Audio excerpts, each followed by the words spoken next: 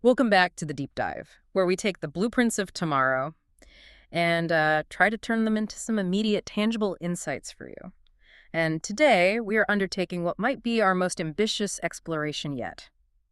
We're looking at a comprehensive institutional innovation from Docuplay. Yeah, this is a big one. It really is. I mean, this isn't just a marginal update or some slight adjustment to the way things are done. No, not at all. This is a foundational, a structural overhaul, a master plan for how industry, education, and the most cutting-edge tech, we're talking Gen AI here, how they all need to converge to meet the demands of what they're calling Industry 4.2. Exactly. So our mission today is to really dissect this blueprint. Yeah. We need to understand the ecosystem Docuplay has engineered, and it all seems to rest on these two core entities, the TECs and the PICs. That's right. They're synchronized. And you can tell just from reading it, this is a forward-thinking vision. It's not just some nice idea. It feels meticulously detailed, demanding, and really designed for guaranteed success. It's a genuine paradigm shift. I mean, when you really immerse yourself in the scope of Docuplay's design, you realize pretty quickly that this framework is engineered to solve what is, maybe the most challenging structural problem of our time. The skills gap. The persistent and widening skills gap. This model is built from the ground up to make sure economic development is not only sustainable, but constantly self-reinforcing. It's grounded in deep, applicable knowledge and just continuous innovation. And the scale required to pull something like this off. I mean, to make that leap to 4.2, it's just staggering. Docuplay seems to really get that you can't transition an entire economy with half measures. Oh, absolutely. You need an immense educational foundation. The material is so explicit about that, isn't it? The sheer volume of knowledge required. It is. We aren't talking about a handful of introductory courses. We're looking at a core of 3,000 courses in what they call Program 1. That provides the essential foundation. Oh, okay, 3,000 is already a huge number. It is, but then you have to factor in the additional 40,000 scientific technical courses. Right. 40,000. 40,000, outlined in Program 6, 7, and a few others. Wow.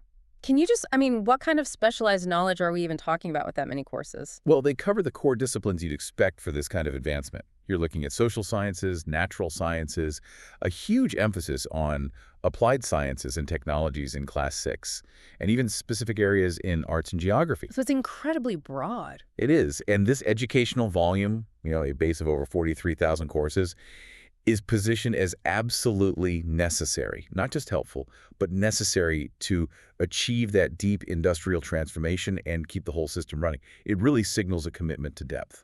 That context alone just sets the stage for the ambition here. Okay, let's unpack this revolutionary approach and maybe formally introduce the key components that make this ecosystem tick. Okay, so we're looking at two highly interconnected, multifaceted consortia. First, you've got the educational engine, the TECs. Which stands for Trifacet Educational Consortia. Trifacet Educational Consortia, right? Or as Docuplay sometimes calls them, the three consortia. They are the absolute nexus of education. They combine three essential facets, and their entire focus is on preparing and promoting these exceptional Industry 4.2 ready professionals. And then the second part. The second part is the industrial engine, the PICs, the Pentafacet Industrial Consortia, or 5 consortia. Okay. And the PICs basically take that foundational structure from the TECs and strategically layer on two additional really critical functions that are focused on high-level production, financing, and, commercialization. So it's a seamless pipeline. It's a start-to-finish pipeline. It's designed to transform knowledge directly into marketable products. All right, so let's start with that immediate objective then, the input. It all kicks off with promoting the subscription of employees and students to the Docuplay courses. Right, that's the entry point. And it's seen as a vital complement, not a replacement for the traditional face-to-face stuff. Exactly. That initial subscription is the gateway. It integrates them into the whole Docuplay ecosystem, either as part of a tech or a client, depending on what their institution is trying to do. But the real driver, the engine for both of these, seems to be this very ambitious mandate for the entire innovation life cycle. That's where this long acronym comes in, the R&D and I&D and F&C. It is a mouthful. It is. Yeah. But it becomes the absolute operational engine of the entire system. Let's call it the full cycle innovation chain just to make it easier, because the idea behind it is pretty groundbreaking, isn't it? It goes way beyond traditional R&D. Precisely.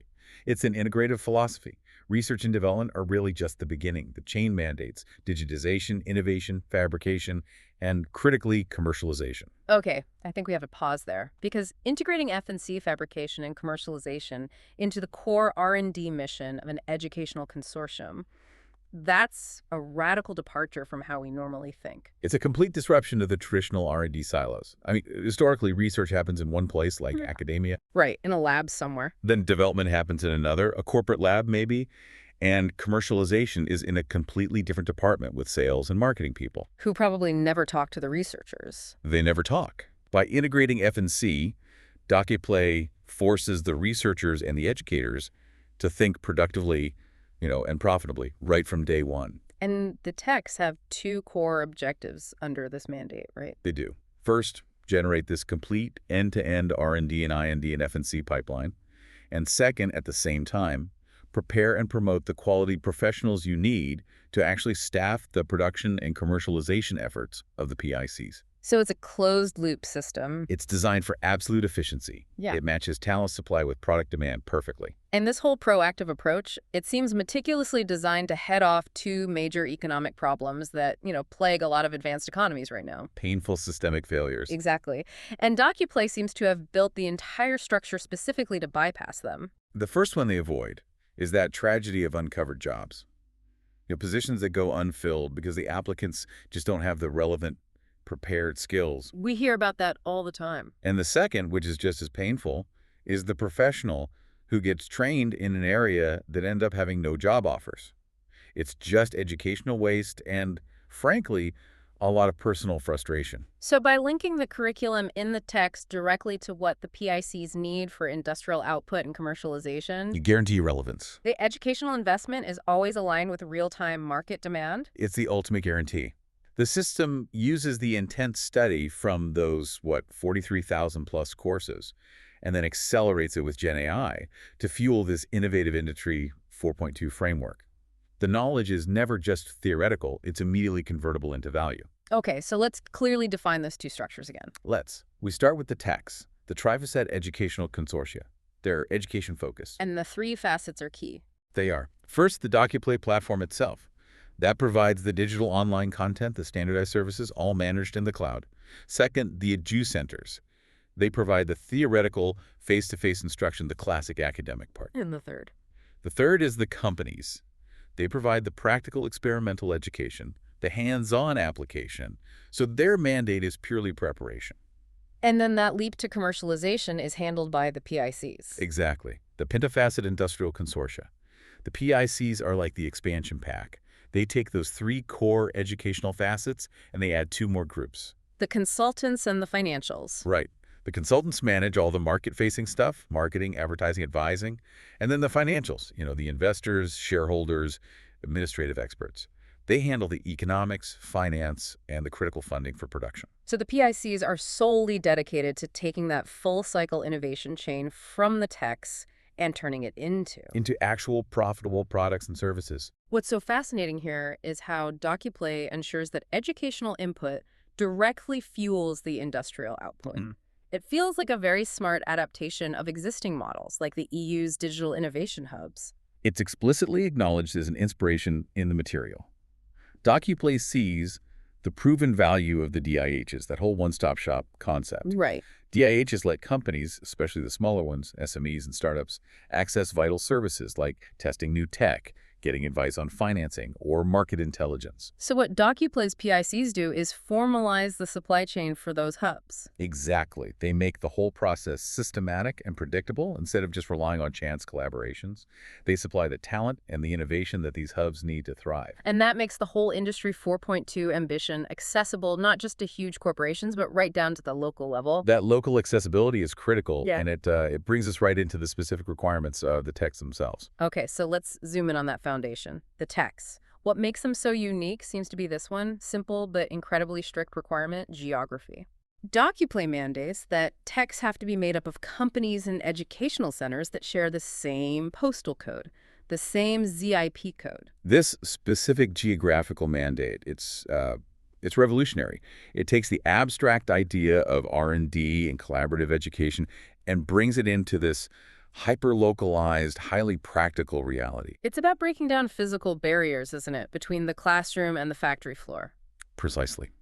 The material gives very sound reasons for this, and it all centers around maximizing continuous personal in-person interaction. The logistics just make sense. They do.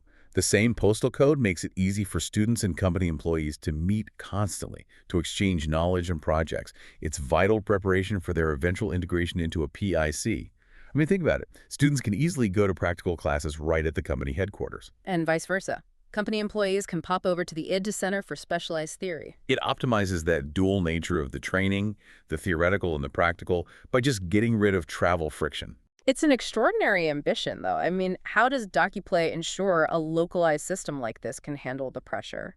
Or just the administrative burden of forcing collaboration? Well, that's where the benefits of being local are supposed to overcome the burden. This proximity opens the door for a huge economic efficiency, resource sharing. Okay. The TECs are designed to potentially have a common physical headquarters, a shared space. And this allows companies and edu centers to pool their budgets to share really high-cost advanced instruments. Like specialized 3D printers or robotics. Exactly. Things that would be unaffordable for any single entity. The shared physical space just lowers the barrier to entry for advanced experimental R&D and training. That immediately solves the cost problem for smaller businesses and schools in that ZIP code. Okay, so let's detail the three facets of tech education. This seems to be the core mechanism for modernizing learning. This trifacet model is mandatory for the higher educational levels because it guarantees that comprehensive preparation we talked about. First, you have the digital online facet provided directly by Docuplay. So that's the standardized, up-to-date knowledge base. Right. It's all managed centrally in the cloud, constantly updated, incorporating Gen AI capabilities. Then second, you have the theoretical face-to-face facet. That's from the edu centers. The traditional academic setting. That's where you get your mentoring, personalized instruction, critical thinking. And third, the practical experimental facet, which comes directly from the companies. That's where the student applies the knowledge immediately. And Docuplay is pretty smart about how they apply this. They seem to recognize that not all students are ready for that level of intensity right away. That's a critical piece of the pedagogical design. The system differentiates based on age and learning level. So for level 1, primary, and the first part of level 2, secondary 1, the education is bifacet. Two facets. Just two. It uses Docuplay's digital resources and the edu center's theoretical instruction. The business component, the company involvement, that's often postponed until the student is around 15. So the full power of the system, all three agents working together, is really reserved for the serious career tracks. Precisely. The full trifacet education is implemented for level 3, that's baccalaureate and professional training, and level 4, higher education. This ensures that students heading into university or advanced vocational programs are just fully immersed in practical business application from day one. Which leads to what Docuplay calls the doubly dual nature of this education. This is complex, but it's basically 4 dimensions working at once. It is, and it's the defining feature of the model's competitiveness. So think of it this way. It's dual because it's theoretical and practical. That's one dual system. Okay. But at the same time, it's also dual because it's face-to-face and online. That's the second dual system. So theoretical, practical, and face-to-face online. Exactly. This doubly dual system is what makes the whole educational pipeline so sustainable and flexible. It's specifically engineered to support that rigorous full-cycle innovation chain. The R&D and I and D and F and C. Right. And it does that across all 4 official educational levels.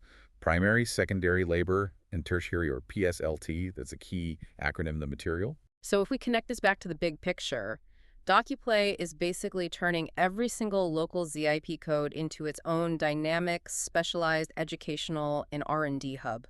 And that localized focus, built on mandatory physical connection and strict digital standards, is the mechanism that guarantees the high quality and the relevance of everything being provided. The promise here is massive. We're talking about guaranteed prosperity coming directly from this tech system. Docuplay seems very confident that this model is essential for a sustainable, innovative economic recovery. The premise is that any country or region that adopt this model will instantly get one of the best and most advanced digital education systems in the world. It would just fundamentally enhance national competitiveness. And that ZIP code mandate, it's a powerful equalizer, isn't it? It democratizes quality. Every single person in that postal district gets access to this high-quality trifacet teaching. You only need one edu center and one company in your area to participate, and boom, you have access to the full advanced system. That simplifies implementation so much. It does. And to make sure the system stays optimized and performance-driven, Docuplay has built in this sophisticated proprietary system of incentives and gamification. They call it docu-games. Docu-games, right. And this sounds like a mechanism designed to drive excellence through, healthy competition and transparency. How do the rankings work? Docu-games provides continuous feedback and rewards for the teaching performance of both the companies and the AG centers. The rankings are periodic, and they operate across multiple scales: local, municipal, provincial, national. And they're segmented by size, too, right? Yes, to ensure fairness. So SMEs, medium-sized, and large companies are all rewarded separately based on their own performance metrics. What are the key metrics? I mean, what counts as teaching performance in this system? It's comprehensive. It focuses on practical impact and satisfaction, not just test scores. So they count student votes and ratings for professors, a direct measure of quality. They track the number of registered subservices and their user activity, which is a measure of technological engagement. And critically, they measure the volume and the success of the R&D and I&D and F&C that's contributed to their respective PICs. So a company in a tech isn't just rewarded for offering an internship. They're rewarded for the quality of the teaching, the utility of the tech they register, and the success of the innovation they contribute to the regional cluster. Precisely. And DocuGames also directly incentivizes the students.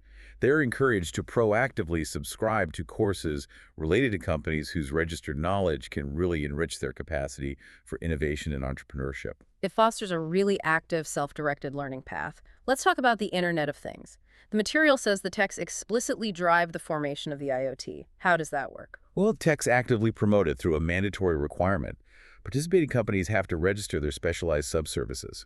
By documenting these services and connecting them digitally, they are, in effect, creating these decentralized virtual laboratories. Which are instantly accessible to students. And to other members of the consortium. The emergence of what they call TECs of excellence is defined by their success in doing this. It's not just about making local tools available. It's about digitizing industrial capacity and integrating it into the learning environment on a global scale. And this leads us to one of the most powerful features of the whole ecosystem, the network effect. An innovation developed in one tiny localized tech can achieve global reach almost instantly. How does that work? This is a function of the standardized cloud-based platform. Any piece of innovation, a successful project, a high-utility subservice, if it receives enough positive votes or rating points in the Docuplay courses, it is automatically made known to all homologous courses worldwide. Homologous meaning courses with the same numerical code regardless of the language or the country. Exactly. So if a breakthrough prototype for advanced robotics is developed in a tech in Milan in, say, course code 612, that success is immediately flagged and shared with every other student, educator, and company subscribing to course 612 anywhere in the world. That's incredible. That capability must accelerate the sharing of best practices exponentially. It just transcends any local or national boundary. It's a phenomenal competitive advantage for the whole network. If everyone has immediate access to the top 1% of innovations, the overall speed of progress must be just blindingly fast. It creates a constant drive for excellence. It does. And tying back to the PICs, the techs are strongly encouraged to focus a lot of their R&D on 3D technology.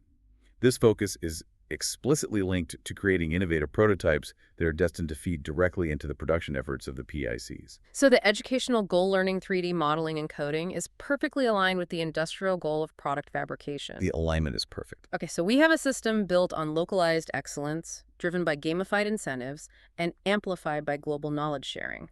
Now we have to get to the final stage, turning all that potential into profit and jobs through the PICs. The techs provide the foundation, the talent, and the R&D. The PICs are the necessary framework to capitalize on all that intense, localized innovation. Right, let's make that critical transition. The techs are the education engine. The PICs are the industrial culmination. Docuplay sees PICs not as single companies, but as associations or clusters that group together several techs. From close or contiguous administrative divisions, so neighboring cities, provinces, larger regions. And the logic for clustering is pretty clear. Yeah, while the techs generate the full cycle innovation, The fundamental goal of the PICs is to convert that knowledge into profitable, marketable products and services. They're the strategic market realization arm of the whole ecosystem. And this is where the model shifts from the three-facet education to five-facet industrialization. What are the two crucial groups they add to make it a pentafacet? The PICs add the layers of expertise you need for global market engagement. The first added group is the consultants. Their focus is external, marketing strategy, ad campaigns, legal and regulatory advising, all the non-R&D expertise you need to launch a product. Okay, makes sense. The second group is the financials. This includes your investors, VCs, shareholders. They provide support for economics, financial management, and most critically, the substantial funding needed to scale up a prototype into a commercial product line. And Docuplay says this integration is mandatory. Why couldn't the techs just hire outside consultants or find their own financing? Because the word pentafacet signals their interconnected reliance. The PICs must include all five, because the consultants and the financial entities, the fourth and fifth agents, they would lack the technical solidity or innovation awareness if they weren't organically supported by techs already deep in R&D and IND and NFC. So the financiers and marketers are basically superimposed right onto the R&D engine. They derive their competitive strength and their relevance directly from having a front row seat to the knowledge, the talent, and the innovations coming out of the techs. It forces investors to be deeply informed about the tech they're funding. So the PICs are basically hybrid development poles. Exactly. They're hybrid industrial clusters, functioning as both virtual and physical industrial estates that bring together techs with similar goals. And this systematic clustering achieves a critical economic principle, economy of scale. How does that economy of scale actually benefit the individual companies or students in the PIC? By clustering multiple techs, the PIC structure reduces production costs, it optimizes resources, especially those shared instruments we talked about, and it significantly enhances competitiveness, both at home and internationally. This optimization ensures the products developed by students can actually compete in a global market because the overhead is minimized. And technology helps bridge the physical gaps. Virtual reality technology is strategically integrated here. VR minimizes the importance of being in the same physical location. A financial firm in one city and a specialized tech in another can collaborate as if they were co-located. Using VR for meetings, prototype reviews, shared data analysis, you name it. It proves the model is incredibly adaptable and not constrained by outdated infrastructure. This raises a really important question that connects back to the incentives. You have this intense incentivized research happening in the techs. How does Docuplay ensure that research successfully translates into profitable, real-world products within the PIC framework? That transition is managed through a very clear, formal, and financially incentivized process of transformation, which is built right into the final stage of that full-cycle innovation chain. Okay, so this section is about the tangible output, the actual transformation of that full-cycle innovation chain into products and services. This is where Industry 4.2 tech really gets to shine. It is. Docuplay is committed to leveraging automated machines like high-precision 3D printers and, crucially, the power of generative artificial intelligence. Gen AI is not just a tool here, it's the exponential accelerator. It is. Docuplay envisions Gen AI being used to dramatically increase the number of potential product designs and to generate the computer programming needed to produce those designs in series using the 3D printers. The whole system promotes subscribing to specialized courses to continuously fuel this capacity. So Gen AI helps with both the creative design part and the practical execution. Absolutely. It dramatically reduces the time and expertise needed for iterative design. And the specific incentives are designed to pull students towards this high-value pipeline. They're not just graded on theory, they're encouraged to focus on creating viable product designs and the code for serial 3D printing. And the reward is a direct financial stake. A direct financial stake in the commercialization. That is a powerful and immediate connection between academic work and market reward. But how is the intellectual property handled? I mean, these projects often involve multiple authors. This is handled through what seems to be a meticulously fair legal framework. Once a product design is fully tested, prototyped, and the application for the 3D printer is approved, a formal contract is signed. And this contract explicitly determines the author's income from the commercialization of that product. So what if a professor did the initial research, a student did the design, and another student did the programming? In that exact case, all contributing authors signed the contract to ensure an equitable distribution of the proceeds. This complex, multi-author IP agreement ensures fairness and really encourages collaboration across different disciplines. That model ensures everyone in the development chain gets rewarded, which would encourage some really synergistic teamwork. But scaling up requires global market awareness. How does a localized PIC go global?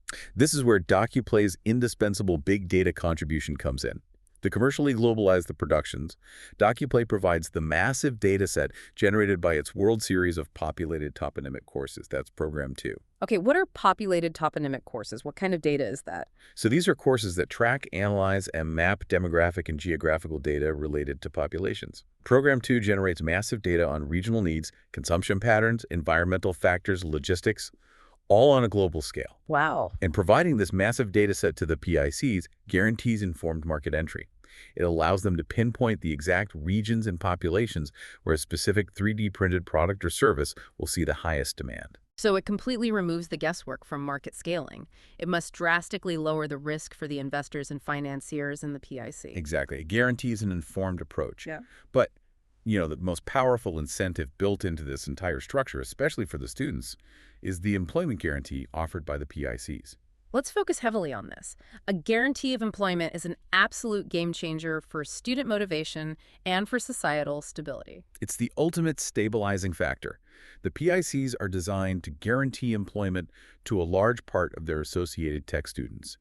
They establish a preferential option for jobs, benefits, and positions generated by the PIC's commercial activity. And that preferential option is what creates a clear, powerful, guaranteed career path. Yes, and that's how it motivates students to prepare, as the material says, more diligently and intensely. Right. I mean, if you're a student in a tech and you know the regional PIC specializes in, say, advanced biomedical prototypes, and they're offering preferential hiring to graduates who excelled in specific 3D design courses, your focus is going to sharpen intensely on mastering those exact requirements. It aligns your educational effort directly with a guaranteed economic outcome. It turns a vague career dream into concrete job preparation. And the PICs serve a dual function here. They're the guaranteed consumer of the tech's talent, but they're also a powerful promoter of entrepreneurship, supporting students who want to become self-employed or start their own businesses within that cluster. So the whole system, from the localized trifacet education in the ZIP code all the way to global commercialization supported by Docuplay's data, is designed to significantly enhance student employability and, by extension, the socioeconomic prosperity of their local community. It's a perfect loop. The culmination text feeding PICs provides preferential opportunities for the specialized knowledge and the intellectual creations of both the students and the professors. It closes the loop perfectly. This is a truly holistic model. It addresses skills training, R&D funding, market entry, employment stability, all integrated into a single, elegant structure for Industry 4.2. It really represents the definitive reindustrialization of the economy.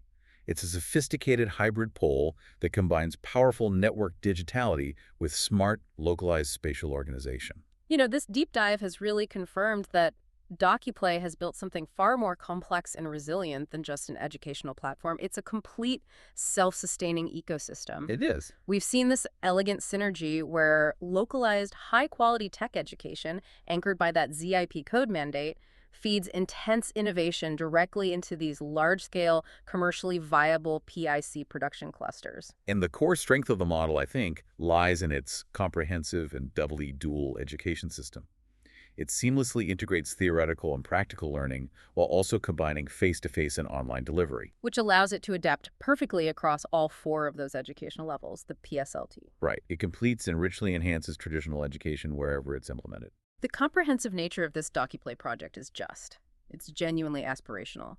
By mandating that full-cycle innovation chain, the R&D and I&D and F&C, and then coupling it with the financial and commercial support in the PICs, this structure seems brilliantly positioned to guarantee a productive, innovative, and sustainable economy. The TECs and PIs together really are the blueprint for a hybrid pole of network, digitality, and spatial organization that's profoundly connected to local reality while leveraging global data.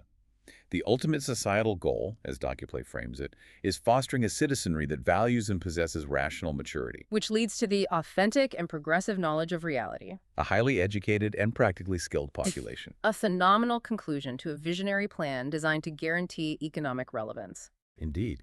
And, considering how the ZIP code localizes the text, anchoring this high-quality three-facet education right into the immediate community, And then how the network effect and the PIC structure globalized their innovations using Docuplay's data and Gen AI.